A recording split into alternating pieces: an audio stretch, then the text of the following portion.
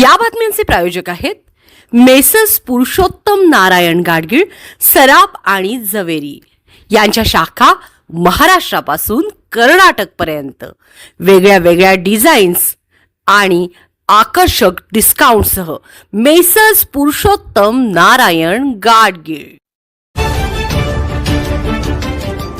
ताज्या बातम्यांसाठी पाहत रहा तिचा सागर न्यूज।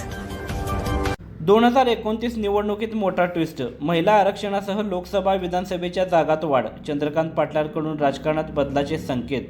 मतदारसंघ पुनर्रचनेत जिल्ह्यात लोकसभा आणि विधानसभेची प्रत्येकी एक जागा वाढण्याची शक्यता आहे, तर 2029च्या निवडणुकीत महिला आरक्षण लागू होणार आहे। त्यामुळे कार्यकर्त्यांनी गाफील राहू नये, कामाला लागावे, असे सुतोवाच पालकमंत्री चंद्रकांतदादा पाटील यांनी आज केले। भाजपच्या स्थापना दिनानिमित्त आज अखेर सांस्कृतिक भवनमध्ये पालकमंत्री पाटील यांच्या उपस्थितीत कार्यकर्ता मेळाव्याचे आयोजन करण्यात आले होते। यावेळी माजी मंत्री अण्णासाहेब डांगे, आमदार गोपीचंद पडळकर, प्रदेश उपाध्यक्ष शेखर इनामदार, शहर जिल्हाध्यक्ष प्रकाश ढंग, ग्रामीण जिल्हाध्यक्ष सम्राट महाडिक, भगवानराव साळुंके, संग्रामसिंह देशमुख, डॉक्टर रवींद्र आरळी, रावसाहेब पाटील, दीपक शिंदे, संदीप आवटी, पृथ्वीराज पाटील, राहुल महाडिक, शरद लाड आदी उपस्थित होते। पालकमंत्री पाटील म्हणाले, मतदारसंघाची पुनर्रचना होणार आहे। या पुनर्रचनेत विधानसभेच्या 288 ऐवजी सुमारे 350 मतदारसंघ, तर लोकसभेच्या 544 ऐवजी 750 खासदार होतील। मतदारसंघ पुनर्रचनेत जिल्ह्यात लोकसभेचे 2 मतदारसंघ असतील, तर विधानसभेचे 8 ऐवजी 9 मतदारसंघ होतील।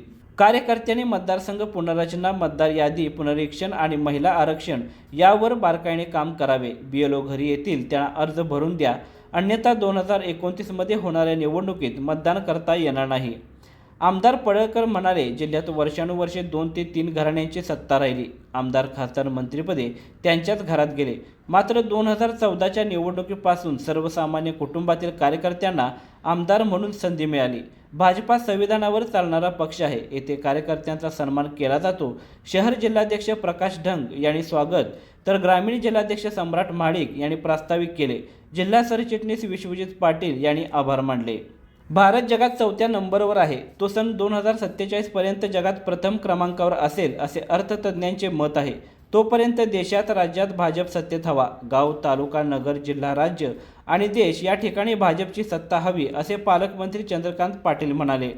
भाजपचे जुने निष्ठावंत कार्यकर्ते, ज्येष्ठ नेते अण्णासाहेब डांगे, आप्पासाहेब काळेबाग, विनायक गोखले, डॉक्टर अशोक येडगे, शंकर इसापुरे, सातलिंग शिंदगी आणि सुनीता पाटणकर यांचा पालकमंत्र्यांच्या हस्ते सत्कार करण्यात आला।